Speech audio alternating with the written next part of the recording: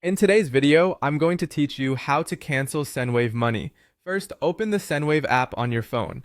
Make sure you're connected to the internet and using the device where you normally access your account, as that helps support verify your identity quickly.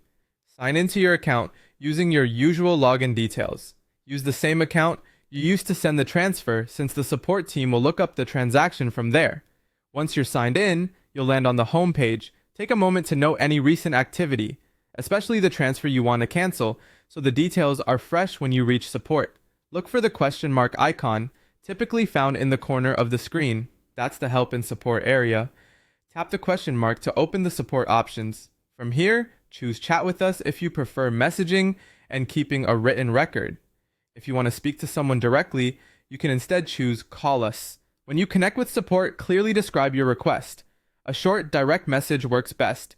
You can type something like, "Hi, I'd like to cancel a transaction I just made. Here are the details."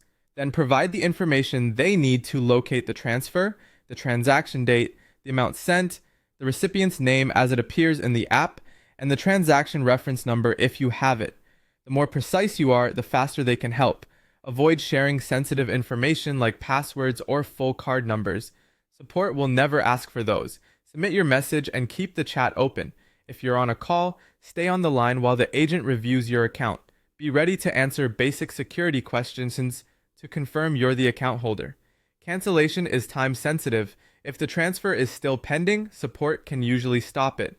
If the recipient has already received the money, cancellation may not be possible, and the agent will explain your options.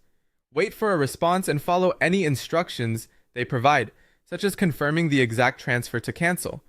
If a refund is issued, they'll tell you how and when it will arrive, depending on your payment method. For faster assistance, you can also email their support team with the same transaction details you shared in chat or by phone, and include any screenshots if helpful. That's it. Open the app, contact support through the question mark icon, clearly request the cancellation, include the key details, submit, and wait for confirmation.